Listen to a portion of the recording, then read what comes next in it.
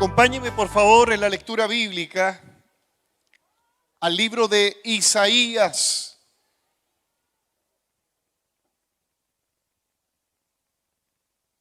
Isaías capítulo 6.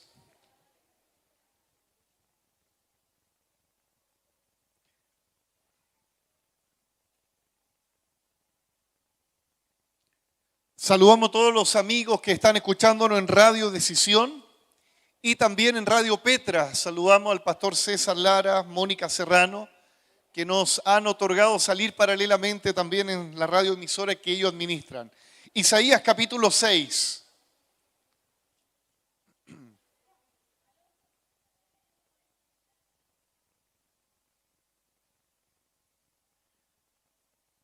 Vamos a leer el versículo 8 y 9.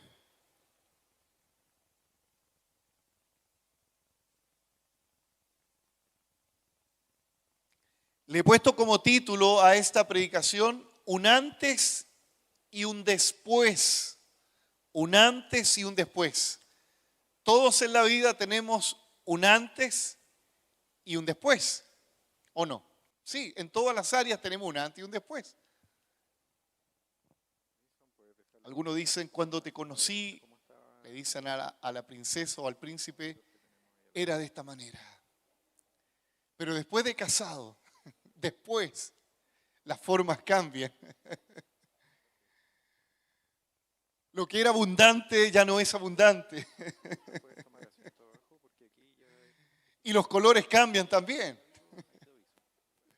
Siempre hay un antes y un después. Versículo 8 y 9. Después de qué, vamos a poner atención, después de qué se refiere el profeta. Después oí la voz del Señor que decía, ¿a quién enviaré y quién irá por nosotros? Entonces respondí yo, heme aquí, envíame a mí. ¿Cuándo le dijo, heme aquí, envíame a mí? Después de algo. ¿Sí? Estamos atentos.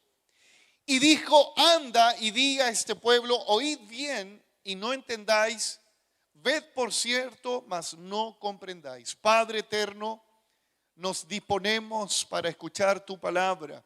Si bien la hemos leído y escuchado, pero pedimos que tu Santo Espíritu pueda usar mi vida para exponer las Escrituras, que nos alimentes en esta hora, porque somos ovejas de tu prado y queremos comer ese pasto verde, tierno. Queremos beber el agua del Espíritu.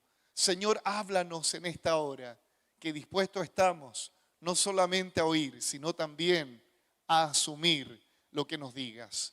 En el nombre de Jesús decimos amén. Un antes y un después.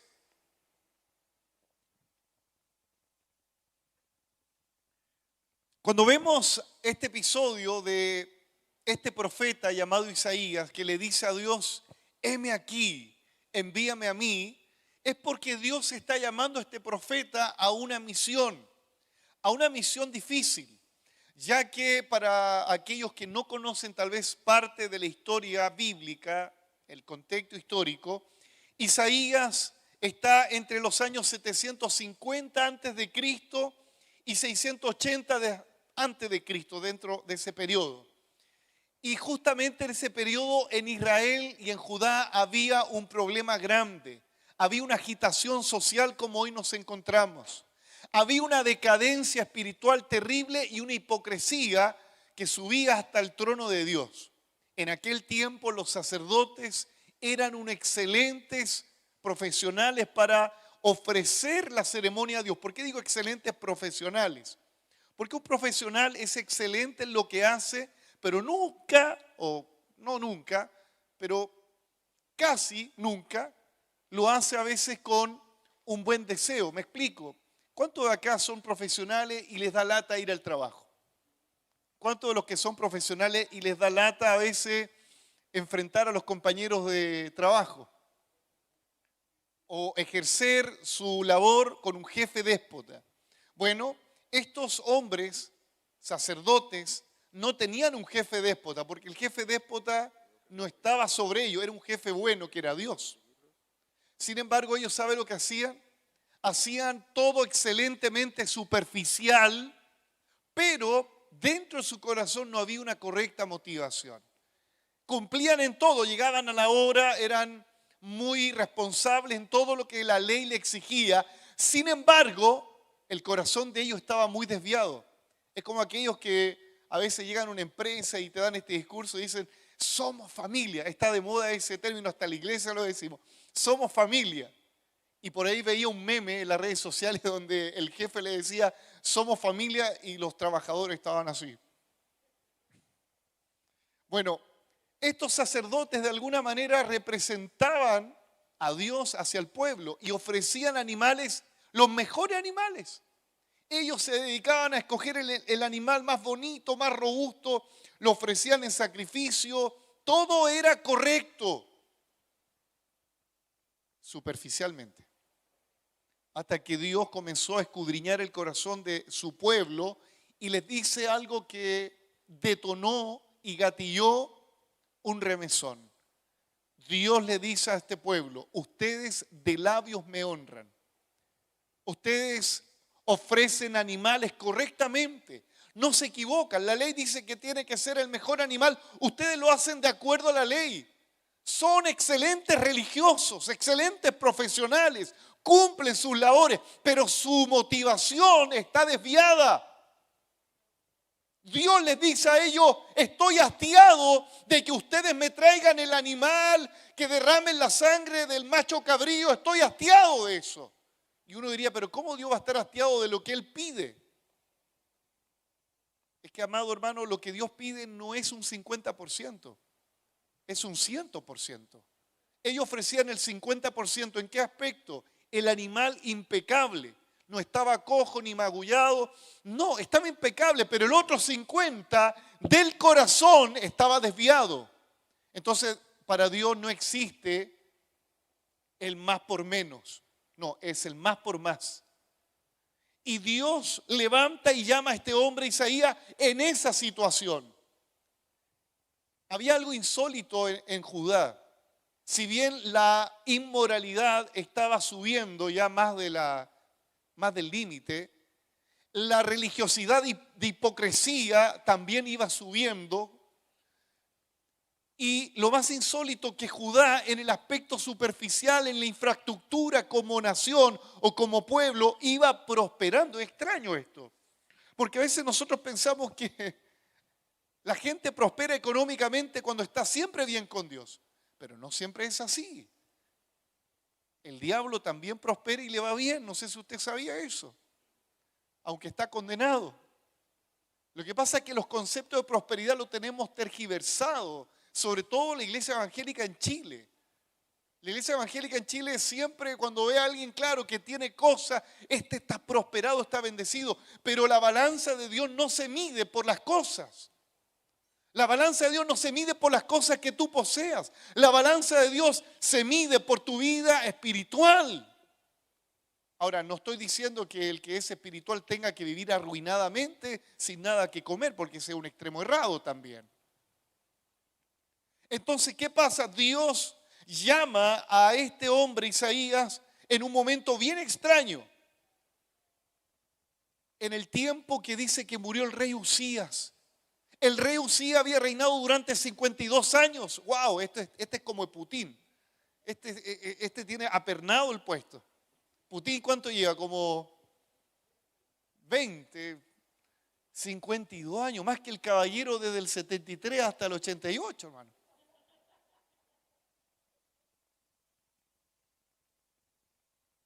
Y más que otros también. Los hermanos de Venezuela me miran así. Oiga, Dios mío. Lo insólito que este era un buen rey, era un buen rey. Las cosas marchaban bien. Dice que en el tiempo de Uzías había obras de ingeniería que en aquel tiempo nadie lo calculaba, o sea, nadie lo dimensionaba, que iban a haber obras de ingeniería. Había alcantarillado en Judá, imagínate, alcantarillado en el año 650 antes de Cristo. Antes la gente ahí no hacía, abonaba la tierra, pero ahí no, había ductos y conductos. Todo marchaba bien. Uzías tenía un tremendo ejército. Sin embargo, este era como un barco grande que iba navegando con motores poderosos, pero algunos nomás sabían, y Dios, que este barco llamado Judá tenía un forado. Y el agua de la inmoralidad se le iba subiendo, el agua de la hipocresía, de la religión hipócrita se iba filtrando. A veces nosotros no nos damos cuenta, somos como esos barcos que vamos navegando, nos va bien en los negocios, nos va bien en la educación y decimos, Dios me está respaldando. Mire, hay gente que no tiene a Dios y le va mejor que a nosotros, entonces no podemos medir las cosas de un modo pragmático. ¿Usted conoce a algún vecino que el tipo no cree ni en el aire que respira y le va mejor que a usted?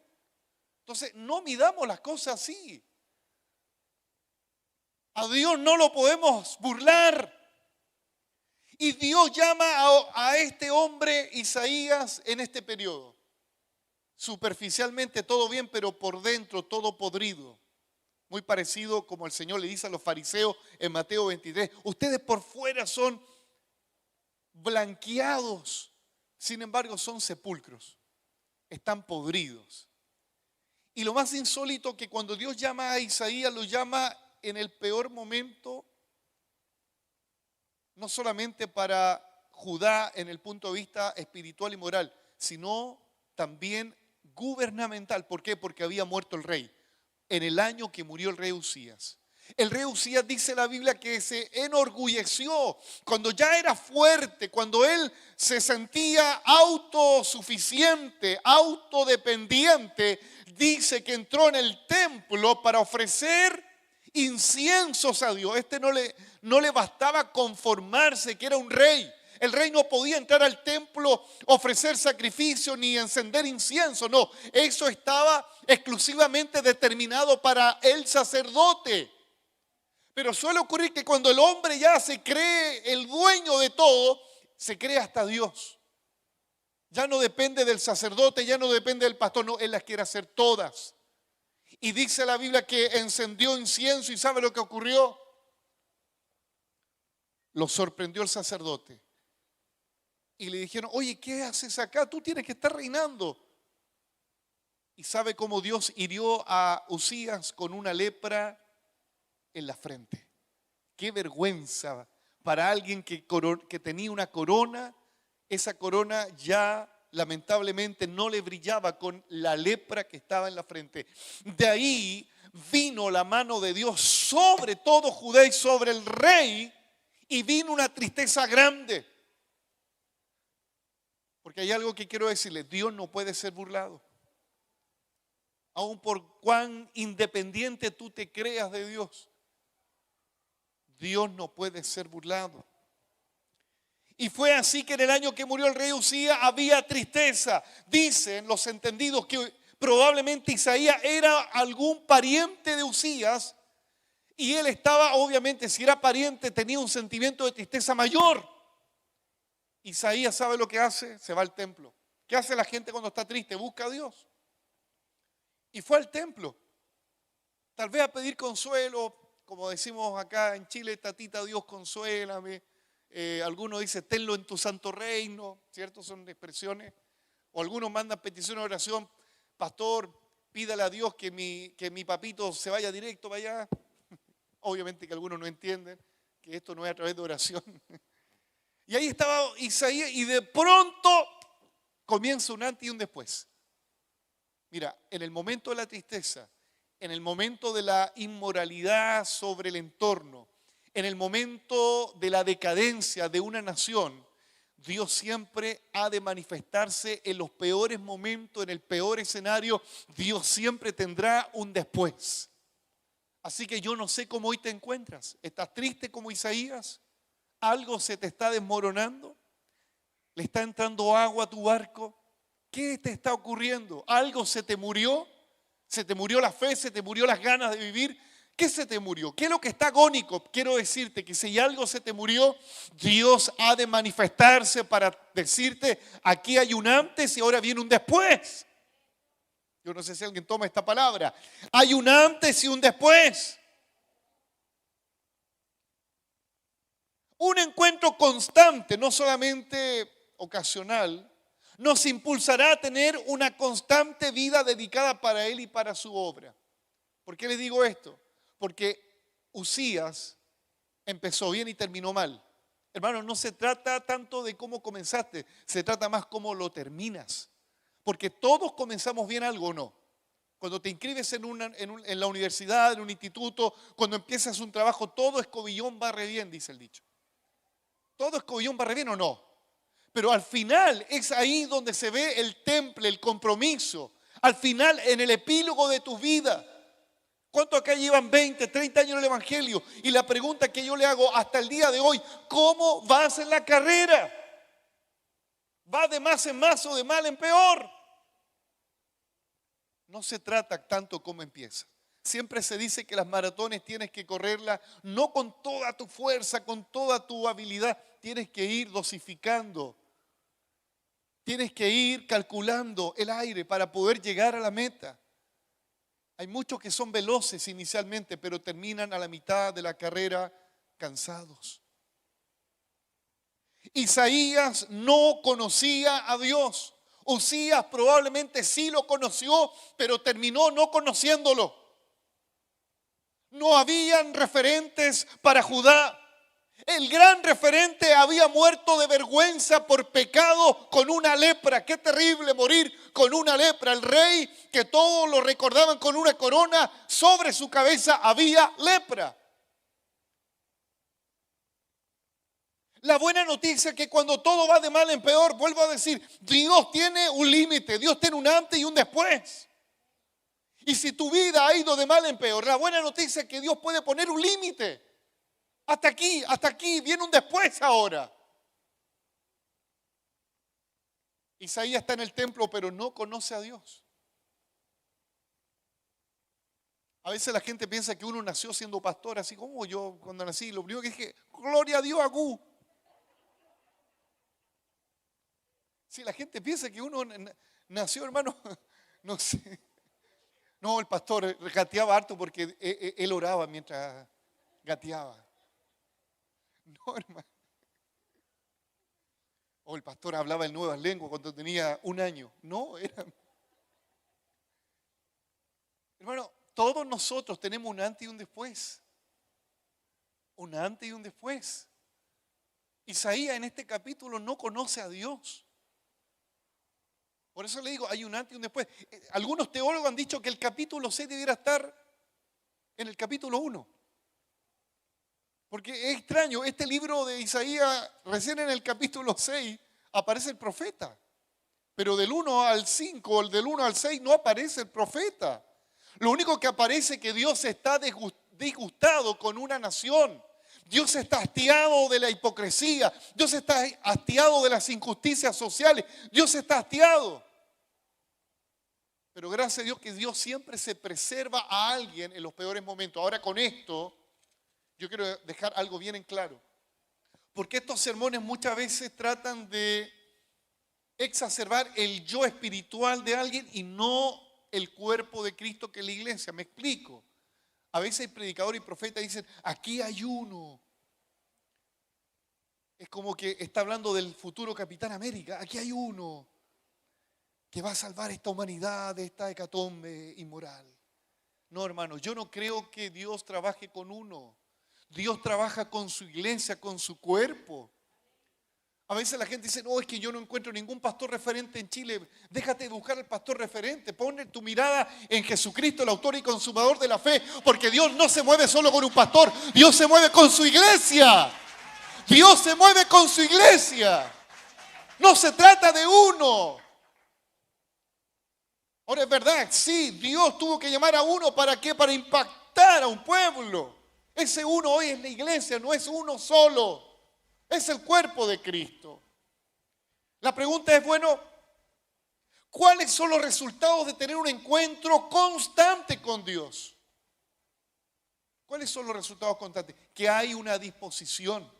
¿Se acuerda lo que leí en el versículo 8 y 9? que Dios dice, ¿a quién enviaré por nosotros? Después que Isaías tuvo un gran encuentro con Dios, recién viene el después, decirle, aquí estoy. Amado hermano, los después siempre estarán a segundos del peor momento de tu vida. Oye, no sé si alguien lo capta. Los después siempre estarán a segundos antes de los antes de tu vida. Y yo creo que siempre hay después para todos, incluso para los que pecan o pecamos.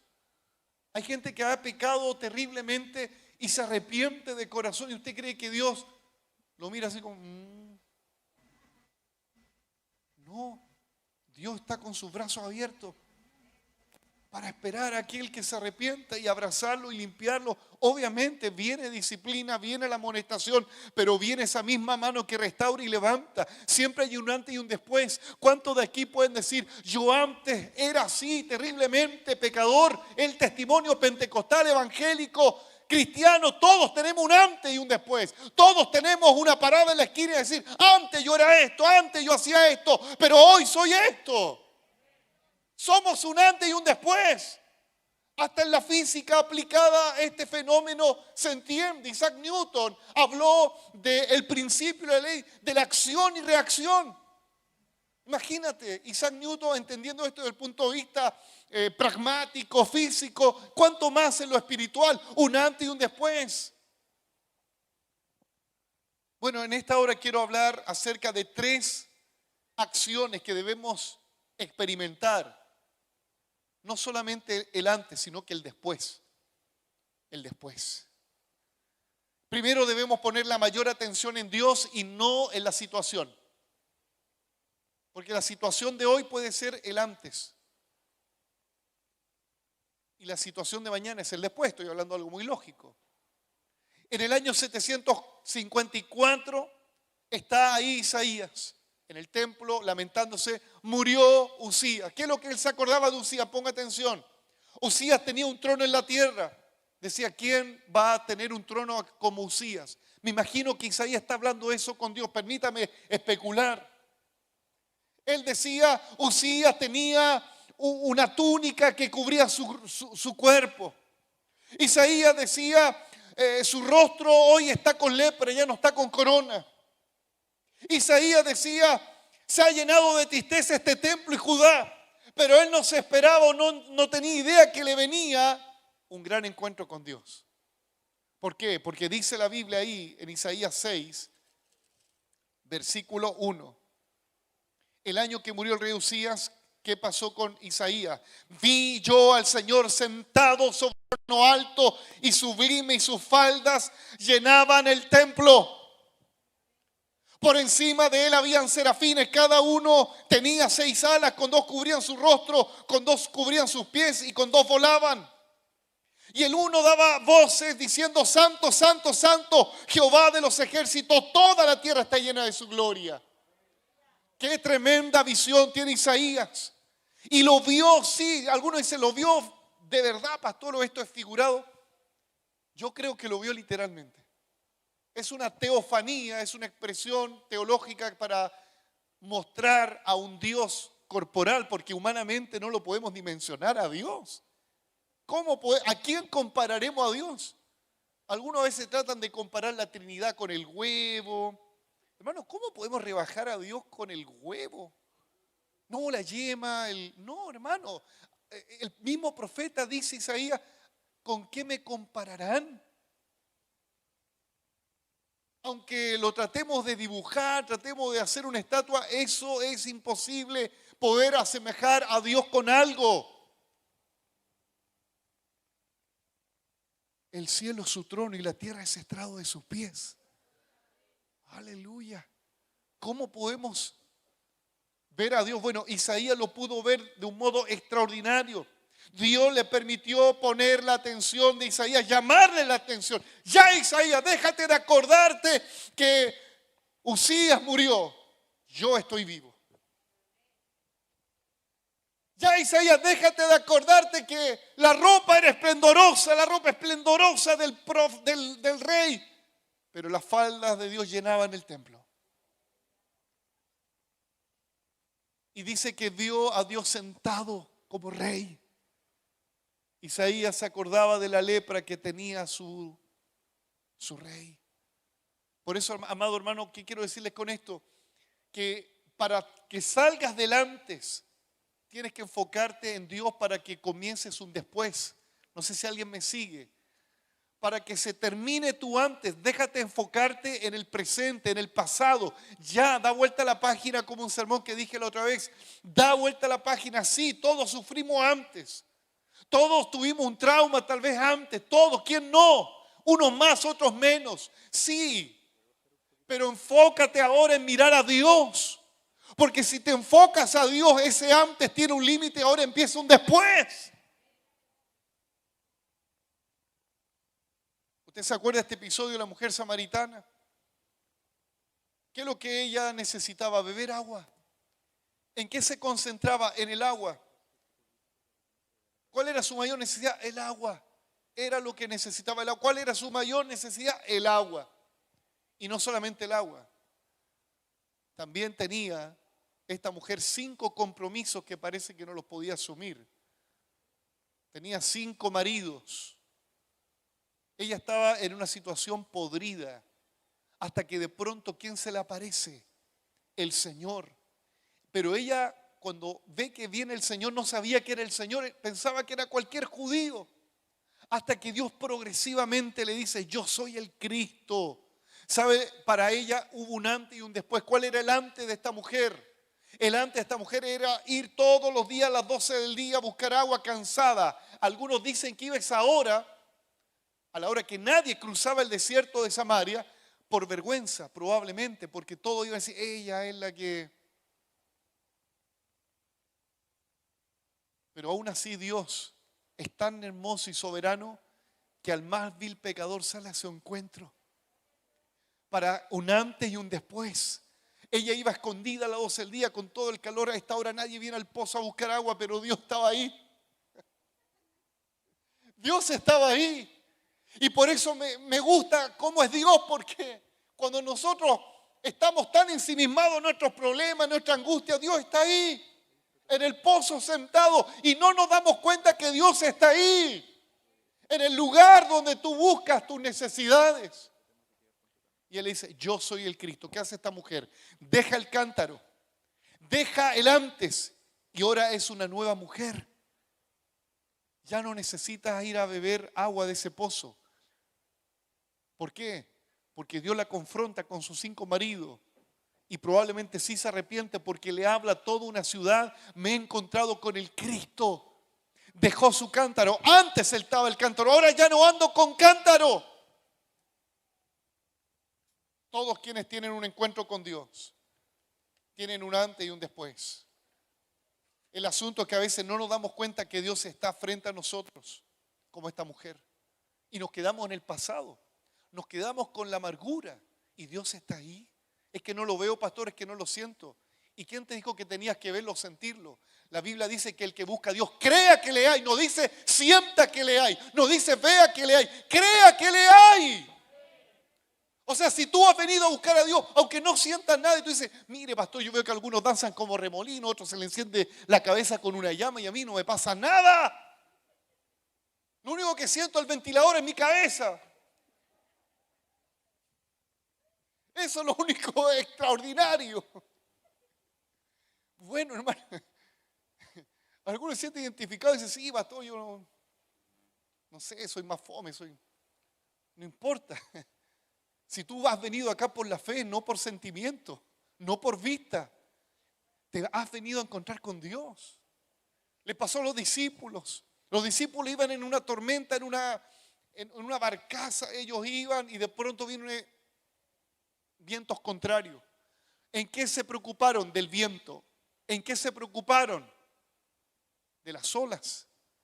Y de pronto, en la peor situación, ven que alguien viene caminando sobre las aguas. ¿Quién era? Era el Señor. Pero ¿cuál fue la visión de ellos? ¿Qué pensaba que venía caminando? Un fantasma.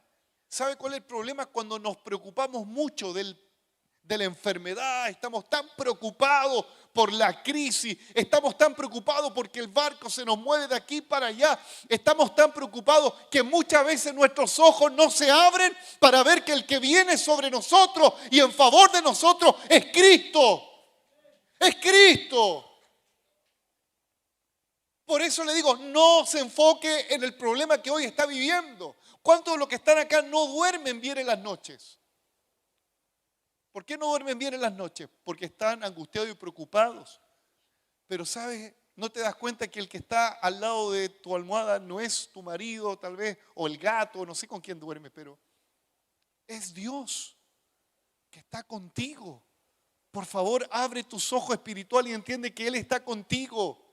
Y si Él está contigo y crees que está contigo, vas a tener una manifestación sobrenatural con Él.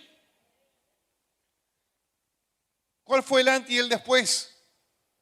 El antes, una tormenta. El después, todos llegaron a salvo a Genesaret. Amado hermano, hay lugares que Dios te tiene reservado, pero antes vas a tener que pasar la tormenta para tener un encuentro sobrenatural con Dios. Sobrenatural con Dios. Ellos nunca habían visto a alguien caminando sobre las aguas. Por eso le digo, en los peores momentos vas a ver algo extraordinario de Dios. O dígame que no es así. ¿Cuántos de los que están acá en situaciones terribles han visto la mano provisoria de Dios? Han visto al Dios que sana en los peores momentos. En los peores momentos. Ahora, ¿cuál es mi preocupación como iglesia? Que, como dijo un autor llamado, o de apellido Tozer, W. Tozer, que tiene varios libros, él dijo en uno de sus escritos, los cristianos tienen a un Dios que lo dimensionan en su mente. Vuelvo a decir, los cristianos tienen un Dios que dimensionan en su mente. ¿Qué significa? Que si tu visión de Dios es como el católico, apostólico, ortodoxo romano, aunque algunos evangélicos también son de esa línea. ¿Sabe cómo piensa el católico? Con todo respeto a los amigos católicos.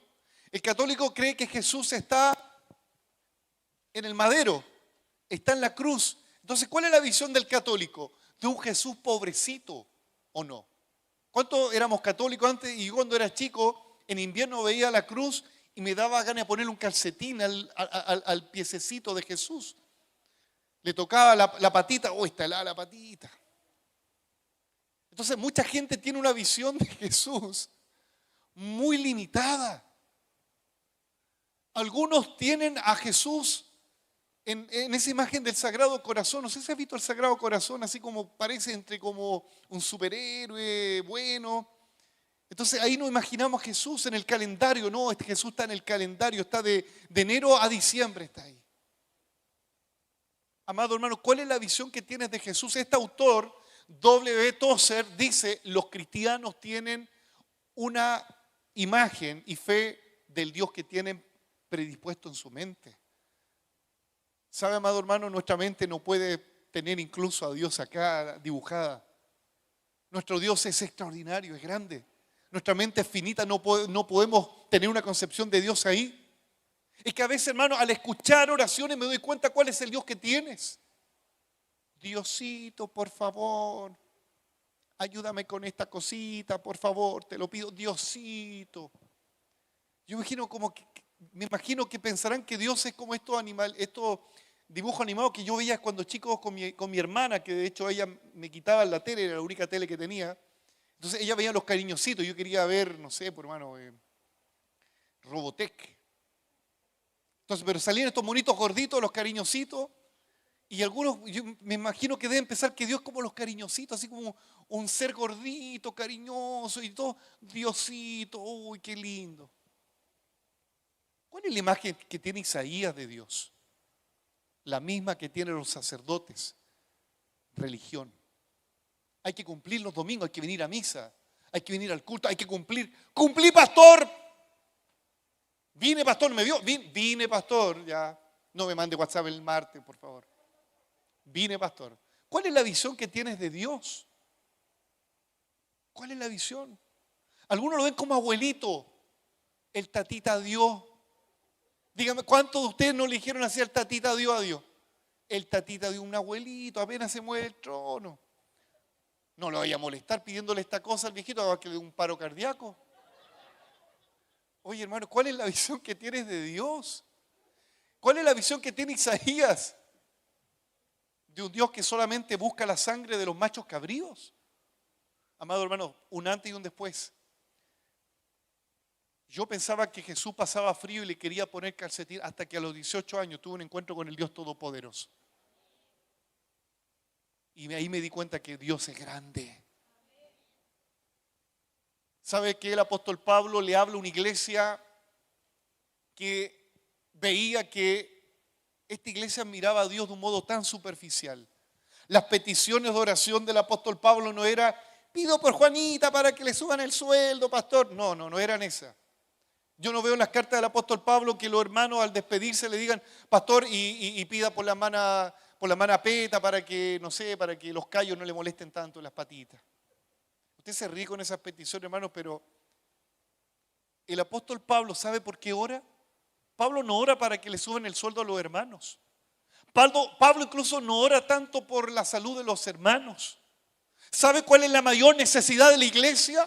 Yo quiero, por favor, que tome atención lo que dice Efesios capítulo 1, versículo 15 al 23. Quiero que lo lea porque es la palabra de Dios. Uno dice, pastor, que no es tan latoso que lea todo el Salmo 119. No, son poquitos ahora.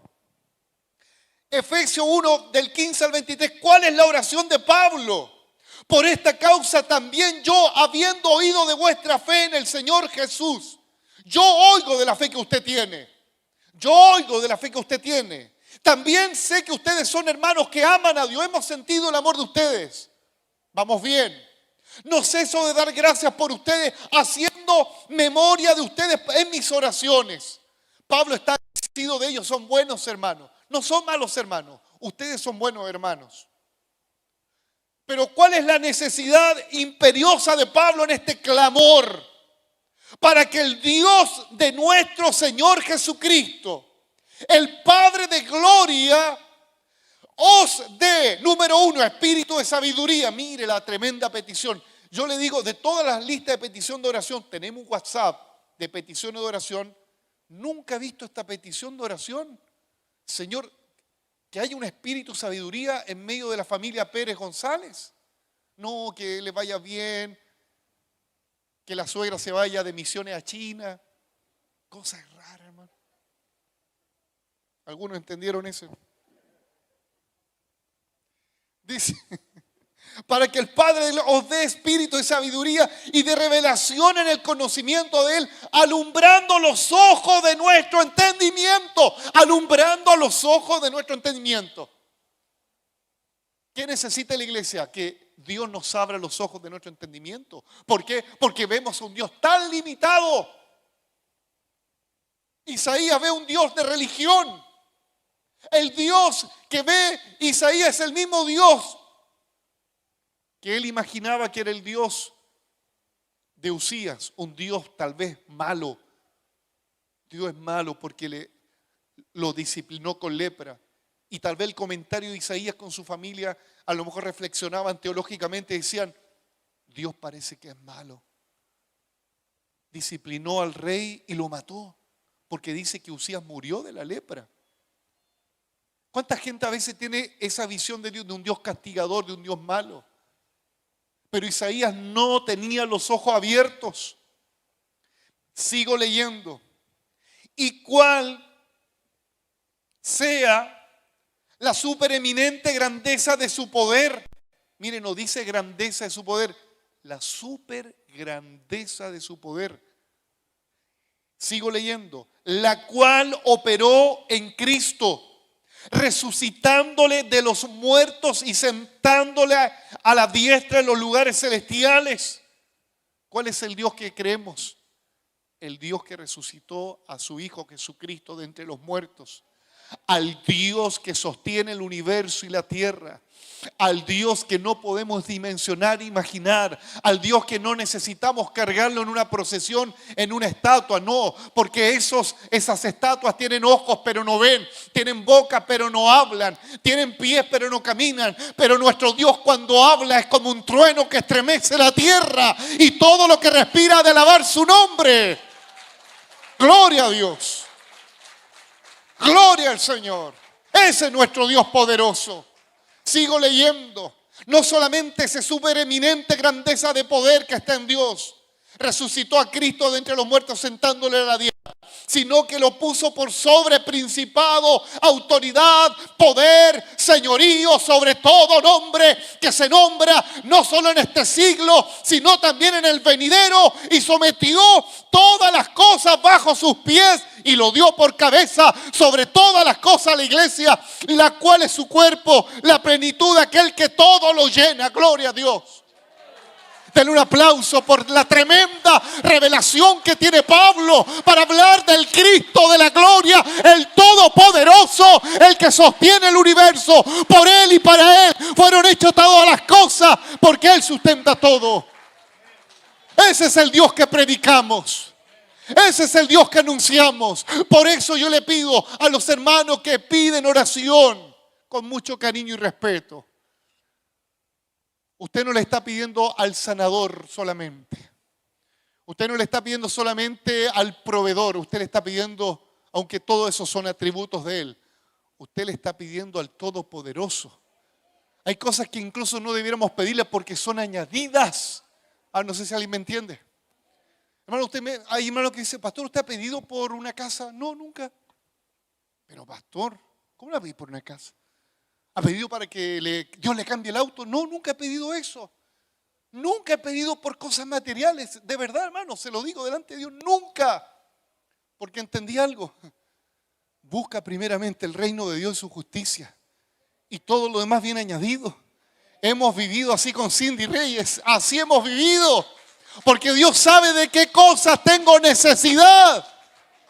Por eso yo les pido la petición de oración. Por favor, no saturemos tanto el WhatsApp de petición de oración. Quiero que oremos por el Juanito. Ni conozco a Juanito, pero igual oramos ya. Juanito, ¿qué le pasó a Juanito? Le duele la guatita. Amado hermano, ¿cuál es la mayor necesidad del incrédulo? Que se sane la guata y se vaya al infierno después que muera. Salvación. Salvación. Ay, Dios mío, ¿sabe por qué tal vez me puse mucho en este énfasis? Porque yo anhelo que la iglesia pida bien. A veces no sabemos pedir, hermano. Ay, Dios mío. Por eso dice Colosenses 3 del 1 al 2. Si ustedes han resucitado con Cristo, ¿cuánto hemos resucitado con Cristo? Un antes y un después. Antes estábamos muertos en delitos y pecados. Pero hoy hemos resucitado, tenemos vida eterna. Entonces, si hemos resucitado, busquen las cosas de arriba, donde está Cristo sentado a la diestra de Dios. Poner la mira en las cosas de arriba. ¿Dónde tenía Isaías la mira? ¿Dónde? En el rey. ¿Cuál rey? Usías. Es el problema. Que cuando tú te enfocas tanto en la enfermedad, tu mirada en la enfermedad, en el rey Usías que murió, es que me hicieron esto cuando yo era niña, me hicieron esto cuando yo era niño, nunca vas a poder ver al Dios Todopoderoso hasta que Él se muestra a tu vida y Él sale a tu encuentro. Y Él sale a tu encuentro. Isaías no fue el mismo hasta que tuvo ese encuentro. En segundo lugar, debemos experimentar la santidad y dependencia. Cuando hablamos de santidad es algo que hay hermanos, y me incluyo, que nos incomoda porque nuestro cuerpo, nuestra carne no quiere vivir en santidad. Y a algunos les pesa mucho este concepto. Más que un concepto, es un estilo de vida.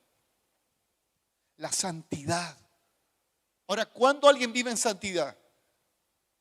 Cuando primeramente tiene un encuentro con Dios, constante, constante. Alguien que no tiene encuentro con Dios constante no vive en santidad. ¿Santidad qué significa santidad? No es tener una túnica blanca como las hermanas de danza. No, eso no es santidad. Santidad es vivir apartado para Dios. La palabra santo, la palabra griega argio o argio significa que Él te saca con fuerza y te pone en un lugar y tienes una identidad. Santo significa no aquel que tiene una cara anémica así como y le prenden vela. Eso no es santo. Eso no es santo. Santo no es que habla así, oh hermanito, Dios le bendiga, sí. No me enojo por nada, sí. Sí. Ni ronca en la noche. Oh. Es santo el hermano. Ni estornuda nada, no. Eso no tiene nada que ver, hermano. Santo significa que Él te sacó de las tinieblas, te trajo al reino de su Hijo amado. Eso es santo. Apartado. ¿Usted es santo o no es santo? Sí, hermano, no se ponga la cara del Padre Hurtado comparándose. No. Usted es apartado para Dios. Entonces, ¿quién vive eso? El que tiene un encuentro con Dios. Antes no, porque antes hay gente que solamente se viste de una santidad maquillada, porque finalmente hipocresía. Estos sacerdotes, ¿cómo vestían para servir el sacrificio? Con vestiduras que la ley decía santas, pero por dentro estaban podridos. Isaías, ¿cómo estaba? Con una ropa común y corriente, estaba en el templo y el Dios santo se le revela a él y lo santifica. Versículo 5. Entonces dije, ¡ay de mí que soy muerto! ¿Por qué? Porque tuvo un encuentro con el Dios de la gloria. Vio al Señor que estaba ahí sentado en el trono y él lo primero que observa, que Él es un Dios santo, todopoderoso. El templo se estremeció, él se dio cuenta que era un Dios real. Y dice ahí, ¡ay de mí que soy muerto! Porque siendo hombre inmundo de labios, lo primero que una persona reconoce cuando tiene un encuentro poderoso con Dios, que es pecador y que Él es santo. Mire, esta es la ecuación muy simple. Mientras más te alejas de Dios, tu conciencia a veces te dice, ¿creí en Dios? Está ahí bien, dale nomás. ¿Cómo te ha ido en la pega, los trabajos, los negocios? Bien, dale nomás. Pero mientras más nos acercamos a Dios, ¿sabe lo que nos pasa? Esto. Yo no sé si usted ve esa luz que está ahí, que me escandila. Cuando yo me acerco a esa luz, usted puede notar las espinillas, la arruga de los 40, puede notar muchas cosas. Cuando estoy acá, usted me dice, el pastor parece de 25.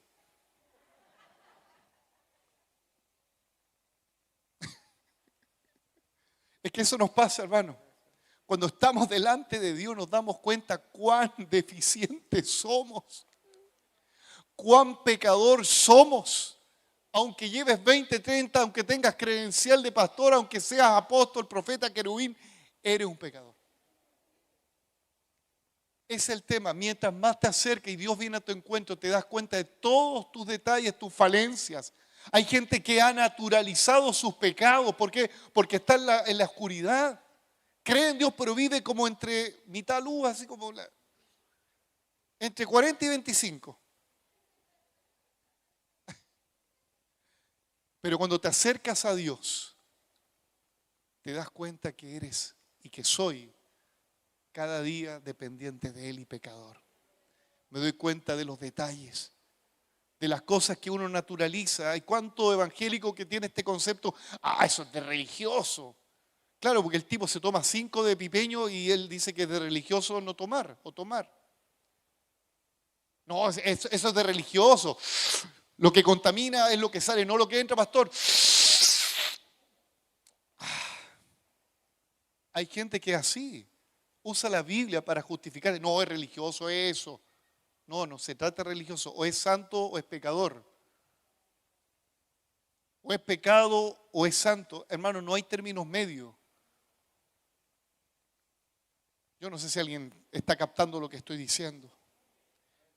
Él se considera muerto. La palabra muerto significa en el hebreo, mire, es terrible lo que dice Isaías en el hebreo.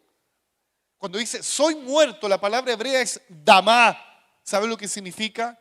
Una bestia muerta. Isaías está diciendo en el original, soy una bestia muerta. Hoy Isaías no era cualquier pelagato de aquel tiempo, no, hermano. Isaías era un hombre de la nobleza, pero delante de Dios se da cuenta que el único rey grande es Dios. Ante la santidad de Dios, ¿qué nos queda? Reconocer que somos deficientes y pecadores. ¿Usted se acuerda cuando Pedro estaba enojado, frustrado porque no había pescado nada? ¿Se acuerda de ese episodio? Y para hacer corta la historia, el Señor le dice, Pedro, vamos mar adentro. Y Pedro ahí pensando entre sí, ¿cómo vamos a ir a las 2 de la tarde a pescar? ¿Usted ha visto un pescador a todo sol pescando? Ellos van en la madrugada, hay excepciones, sí. ¿Y qué hace? Va y dice, por tu palabra voy, y están ahí. Y de pronto, ¿qué ocurre? Una pesca milagrosa. Se da cuenta que el que está sentado ahí sobre su barca no es un profeta que le pidió la barca para dar un discurso. Es más que un profeta, que el que está sentado ahí.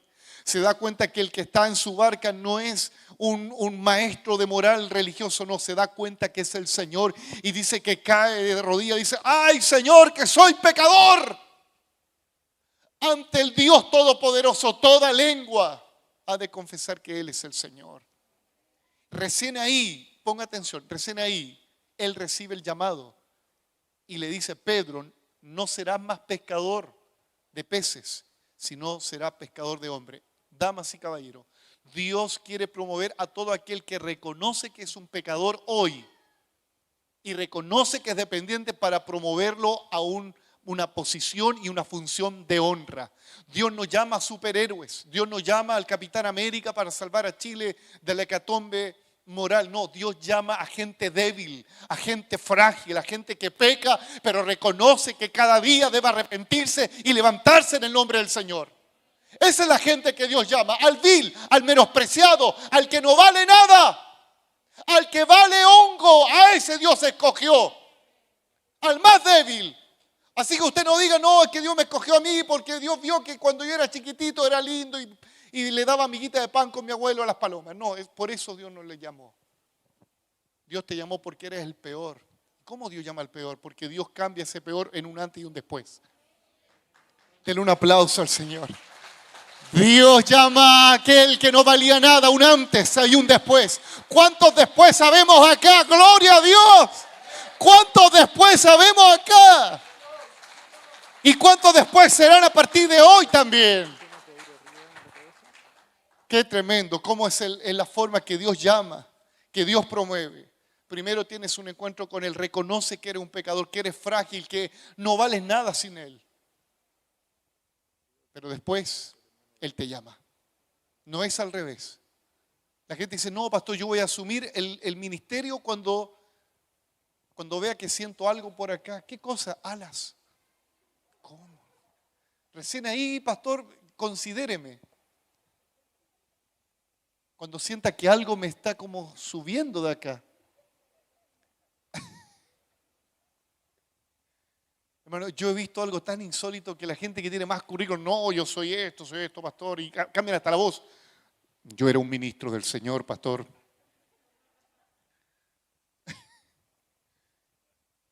Usted supiera cuántos llegan con un currículum y cuántos que no, a los ojos, la verdad que como que esto no calificaba ni para nada. Y Dios nos da una bofetada. Estos son los servidores del Señor.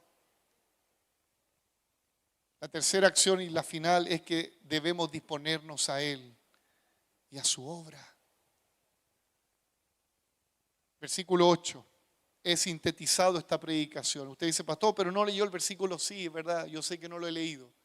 Pero usted lo ha leído tantas veces, así que atesórelo. Tengo que terminar luego, amado hermano. A veces me pasa esto, y creo que a los pastores y predicadores les pasa lo mismo, ¿no? Pastor Elías, hermano Luis, a varios que están acá. Estructuramos un sermón y el Espíritu Santo nos da énfasis en un punto. Pero finalmente no dependemos de la estructura del sermón, dependemos del Espíritu Santo que quiera hablarnos. La tercera acción, debemos tener disponibilidad. Cuando reconocemos que hemos tenido un encuentro con Él, que somos pecadores, para decirle, heme aquí, Señor. Versículo 8 y 9. Después oí la voz del Señor que decía, ¿a quién enviaré? ¿Y quién irá por nosotros? ¿Después de qué? Vamos recapitulando. Después que Dios viene a tu encuentro. Después que ves a Dios Todopoderoso sentado en el trono. Después que viene un ser espiritual, toma en unas tenazas, toma carbón encendido, quema la impureza de la boca de Isaías porque era un grosero, lo santifica. Él reconoce que es un hombre, una bestia muerta en el literal. Recién ahí Dios hace el llamado, no antes. Después de esto, oí una voz, la palabra hebrea es Shema, que significa obedecer. O sea, Isaías, ¿qué dice? Después de esto, obedecí a la voz. Así debería decir. Después de esto, Shema, obedecí a la voz que decía, ¿a quién enviaremos? ¿Quién irá por nosotros? Y él dice, heme aquí, Señor, envíame a mí. ¿Sabe? Desde el tiempo Jesús, mire lo que le voy a decir, desde el tiempo Jesús, los obreros siempre han sido pocos. Y yo le pregunté al Señor, ¿por qué los obreros son pocos? Y Él me respondió por su palabra. Y me dijo, lo que pasa, Sergio, es que dentro del pueblo hay muy pocos que tienen un encuentro constante con Dios. Porque esos pocos que tienen un encuentro constante con Dios son los que siempre sirven. Porque este es un efecto, una acción y una reacción, como dijo Newton. Cuando alguien es impactado por el poder de Dios, cuando alguien ama a Dios y tiene esa comunión con Dios constante será, heme aquí. Heme aquí. Por eso, no es que haya descubierto la pólvora, es algo que la misma Biblia nos muestra. Por eso hay pocos obreros en la obra de Dios. Por eso hay gente que no se compromete con Dios y con su obra, porque no han tenido un encuentro con Dios constante. Y si lo tuvieron fue muy lejos atrás. Pero ¿qué es lo que anhela mi alma? Y el Espíritu Santo, que en la obra de Dios, que usted la compone, usted levante su mano y diga, Señor, es verdad, tú me llamaste y me estoy haciendo el leso. Yo te quiero servir. Trata con mi vida, santifica mi boca, santifica la parte cochina que tengo, porque Dios tuvo que tratar con Isaías, porque Dios lo llama, pero Él en el proceso del llamamiento, Él santifica, porque para servir a Dios debemos estar en santidad. Para servir a Dios debemos estar en santidad, apartado para Él, pero Él es el que te santifica, no tú a ti mismo. Por eso hay gente que muy a veces se excusa, no, es que cuando esté bien, pastor, es que es al revés, cuando estés mal, arrepiéntete, quebrántate cuando estés mal. No es cuando estés bien, porque cuando tú estás bien, estás fuera de salud, tú piensas que estás bien, no te ves tus errores, pero cuando estás mal, estás delante de la luz, Él te muestra todo lo que eres y todo lo que Él es. Hoy yo no sé si alguien entiende el lenguaje espiritual de Dios. Es ahí que Dios te llama. Entonces, si la Biblia dice, la mies es mucha, la cosecha es mucha, los obreros son pocos, esos pocos han tenido un encuentro con Dios. Y la mayoría, ¿qué pasa? Amado hermano, recuerde el día que Dios le impactó por primera vez, ¿qué es lo que usted quería hacer? Quería conquistar el mundo con el Evangelio. Dígame que la primera vez que el Espíritu Santo vino sobre su vida, le voy a hablar a los hombres, hasta los cultos de mujeres usted no se perdía. Oye, yo hermano le preguntaba al pastor Jorge, pastor, ¿y cuándo es la reunión de mujeres? El pastor me quedaba mirando así. Esa cara que ponía el pastor Jorge así como de Don Francisco así. Pastor Jorge, si me está viendo, discúlpeme. Es que el pastor me dice, pero ¿por qué va a ir a la reunión de mujeres? Hombre, hombre. Es que yo no me quería perder ninguna instancia con Dios. Es que es así, hermano. Cuando alguien es impactado por el Espíritu Santo como la mujer samaritana, un antes y un después, un antes todos los días a las 12 del día, pero ese después revolucionó una ciudad. Amado hermano, ¿por qué la iglesia en Chile no ha impactado esta sociedad? Porque como iglesia pareciera que no hemos tenido encuentros constantes con el Espíritu Santo. Una iglesia llena del Espíritu Santo tiene un antes y un después. Póngase en pie. Un hombre llamado Saulo de Tarso tenía una imagen de Dios legalista, con 600 mandamientos más que no estaban escritos en el Antiguo Testamento. Y este era religioso, celoso por las cosas del Dios que no conocía. Y un día dice la Biblia que iba camino a una ciudad llamada Damasco. Y este iba en el nombre del Señor, porque eso es lo extraño. Hay gente que no conoce a Dios y es más servicial a un Dios que no conoce. Ponga atención porque aún no termino el sermón. Y este se encuentra con Dios. Dice que una luz vino sobre este hombre, Saulo de Tarso, un cómplice de asesinatos.